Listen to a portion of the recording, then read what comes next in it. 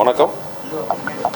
எங்களுடைய சக கலைஞர் அண்ணன் போண்டாமணி அண்ணன் மரணத்திற்கு ஆழ்ந்த இரங்கலை தெரிவித்துக் கொள்கிறோம்.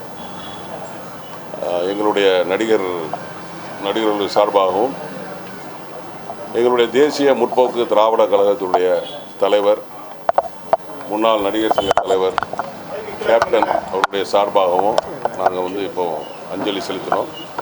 எங்கள் கழக மாவட்ட செயலர் அண்ணன் அனகை முருகேசன் வந்திருந்தாங்க.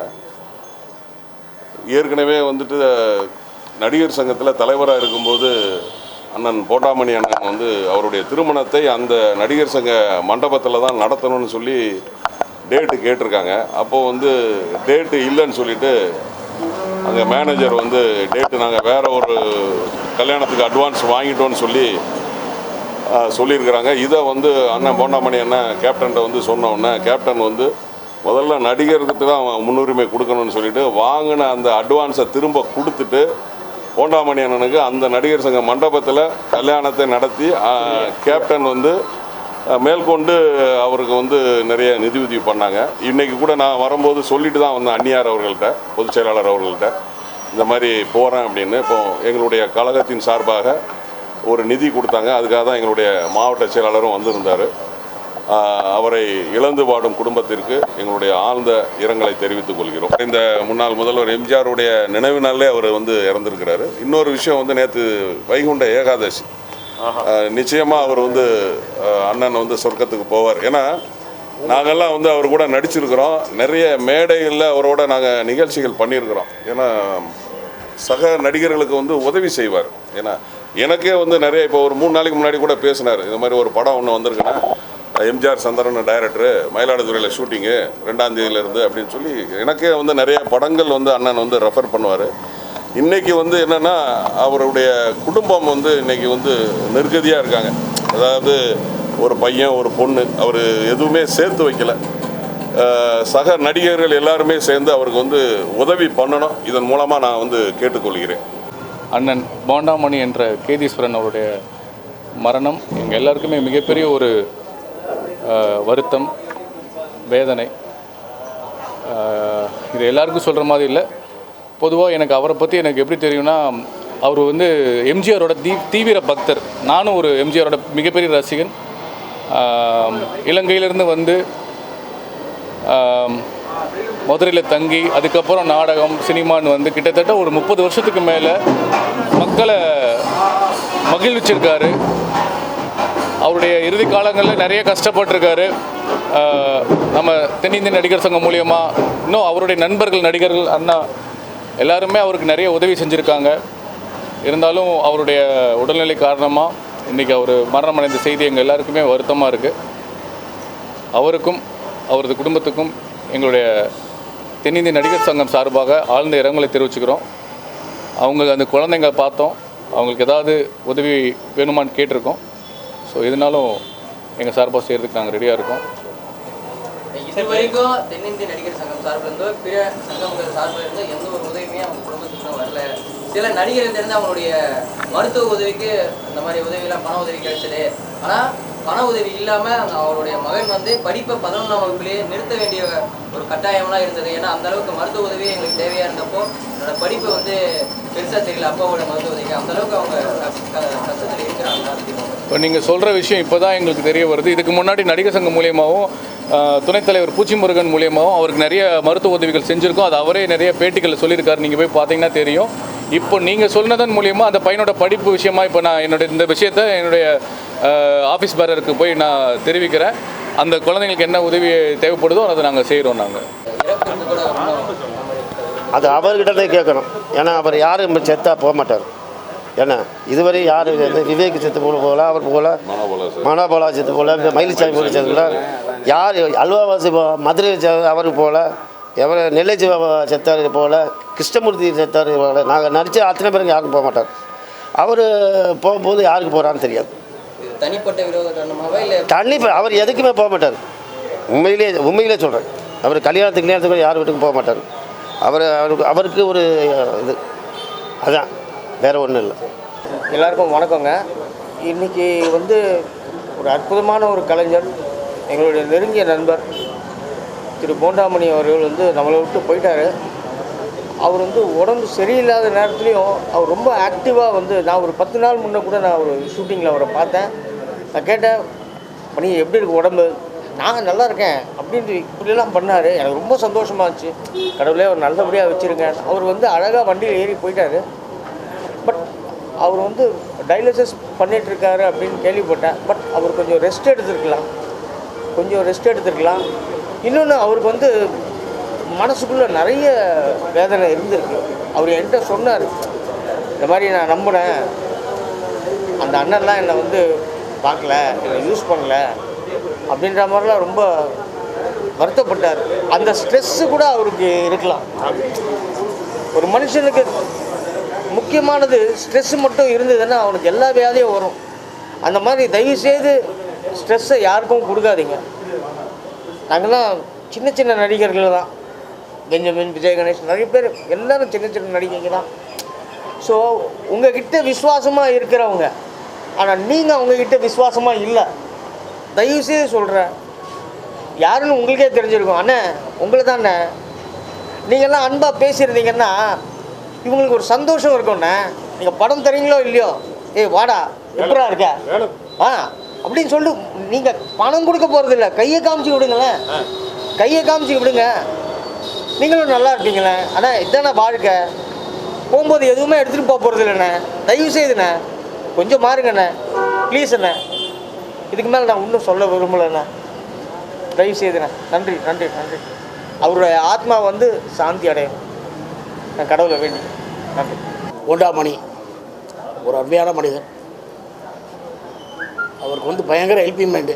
கடவுள் வந்து அவர்கிட்ட கொடுத்து தான் உலகத்தை பூரா அவர் பார்த்துப்பார். ஒரு நல்ல மனிதர். எப்போ ஃபோன் பண்ணாலும் சொல்லுங்கள் சிஸ்டர்னேன்னு சொல்லுவார். ஆனால் இந்த இடத்துக்கு வாங்கினா நிச்சயமாக வந்துடுவார். ஏன்னா இந்த டயாலிசிஸ் பண்ணிக்கிட்டு கோயம்புத்தூர் ஹாஸ்பிட்டலில் போய் பார்க்கும்போது ரெஸ்ட் எடுக்கணும்னு கேட்டதுக்கு இல்லைண்ணே ரெஸ்ட் எடுக்க. அவர் ஒரு பொண்ணு இருக்குது, காலேஜ் படிச்சுட்டுருக்கு, பையன் +2 படிச்சுட்டு இருக்காப்புல. குடும்பம் குடும்பனால அவர் டயாலிசிஸ் பண்ணி மறுபடியும் ப்ரோக்ராம் ஷூட்டிங்கெல்லாம் போக வேண்டிய சூழ்நிலைக்கு ஆளாயிடுச்சு வாழ்வாரத்தினால. இப்போ அவர் வந்து திடீர்னு நேற்று வந்து சொர்க்கவாசல் திறந்த நாள். அவர் நல்ல மனுஷன்ற ஒரே காரணத்துக்கு நேற்று வந்து உலகமே அவருக்கு வந்து ஸ்ட்ரெயிட்டாக சொர்க்கவாசல் திறக்க அன்றைக்கி அவர் இறந்துட்டார். அவர் ஆத்மா சாந்தி அடையணும். இதை மூலியமாக என்னென்னு சொல்கிறேன்னா, இந்த குடும்பத்துக்கு இதை பார்த்துட்டு இருக்க எல்லோரும் சினிமாக்காரங்க தான். நம்ம தொழில் வேற எங்கேயும் போய் யார்ட்டையும் போய் கேட்க போகிறதில்ல. அந்த குடும்பத்துக்கு எல்லோரும் நிறைய பேர் எல்லாம் கடவுள் நல்லா கொடுத்துருக்கு.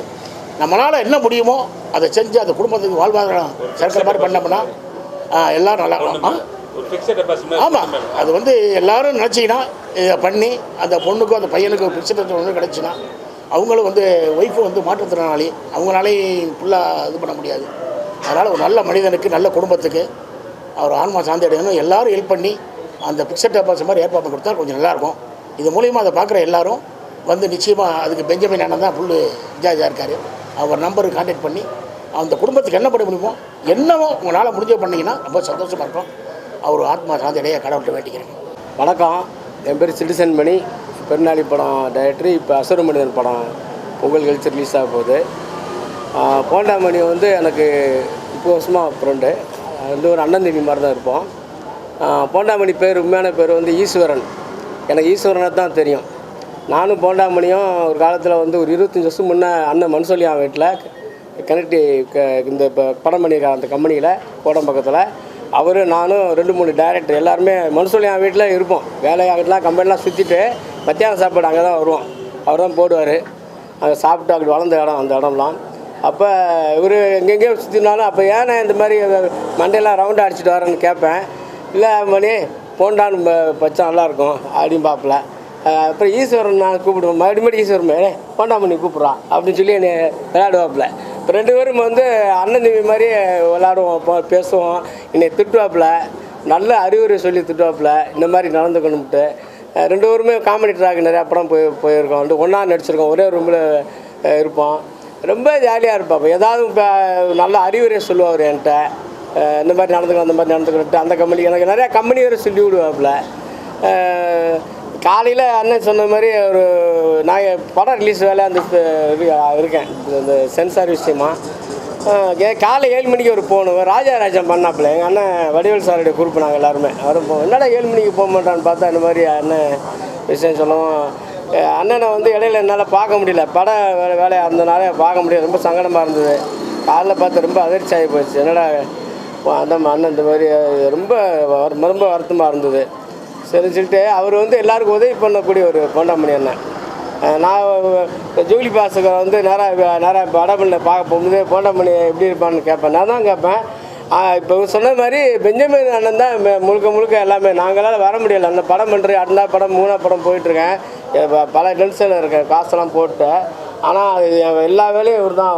வாழ்க்கையில் மறக்க மாட்டேன் பெஞ்சமின் அண்ணன். கை கொடுக்கணும்.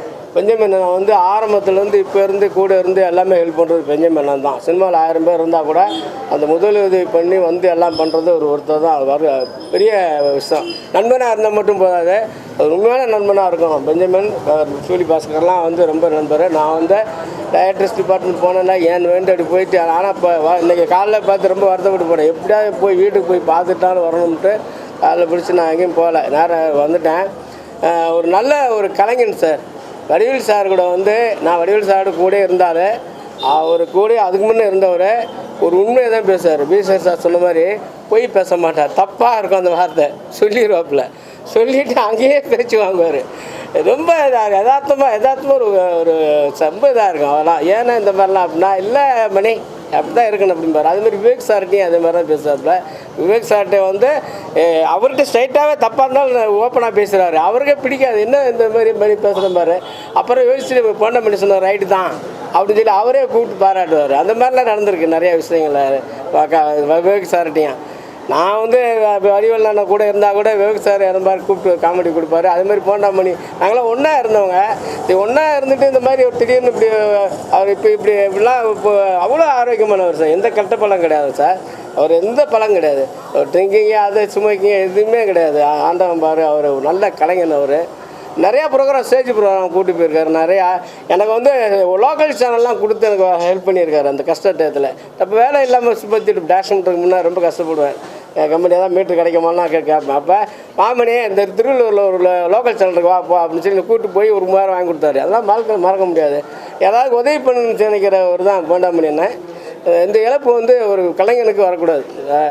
ஏன்னா பெரிய சூப்பர் ஸ்டார் பெரிய ஆர்டிஸ்டாக இருக்காங்க. அவங்களாம் வந்து மனப்பூர்வமாக அந்த குழந்தைகளுக்கெல்லாம் வந்து ஹெல்ப் பண்ணலாம். இப்போ அதை பண்ணுறாங்களான்னு தெரியல. அது பெரிய கோடிக்கணக்கில் வாங்குறவங்களாம் ஒரு கலைஞனுக்கு சினிமா நடிகர் அவங்க வந்து மக்களை உதவி பண்ணட்டும். ரைட்டு, மக்களுக்கு என்ன பண்ணுறாங்க. சினிமா கலைஞர்களும் அது கஷ்டப்படும் போது அவங்க வந்து முன்ன வந்து எதாவது உதவி பண்ணால் ரொம்ப நல்லா இருக்கும்னு நினைக்கிறேன். இது ஒரு ஆரோக்கியமாக இருக்கும். எல்லா கலைஞரும் இந்த சாலிகிராமம் தெரிஞ்சுன்னா ரொம்ப கலகலப்பாக இருக்கும். அது வந்து அவர் சொன்ன மாதிரி ஃபேமிலி குழந்தைக்காக அங்கே வந்திருக்காருங்கிறது தெரியுது. குடும்பம்னு வந்துருக்கு. வேலை பார்க்குற காசெல்லாம் சேர்த்து வைக்க மாட்டாருங்க. ஃபோன் பண்ணி எங்கே அவுட்டரில் போனாங்க, காரில் போயிட்டுருப்போம் 2 பேருமே. ஃபோனை பண்ணிவிட்டு நீ அந்த கறி 2 கிலோ வாங்கிக்க, அது 3 கிலோ வாங்கிக்க, இது சிக்கனை வாங்கிட்டு ஏதாவது வாங்கி சாப்பிட்டு நல்லாருன்னு சொல்லிகிட்டே இருக்கார். குடும்பத்துக்காக ஒரு முதல் எம்ஜிஆர் மாதிரிங்க போண்டாமணினா. இதுக்கு மேலே என்னால் சொல்ல முடியல. நேயர் அனைவருக்கும் பணிவான வணக்கங்கள். இந்த பதிவு சொன்னதுக்கு ரொம்ப நன்றிங்க. Thank you very much.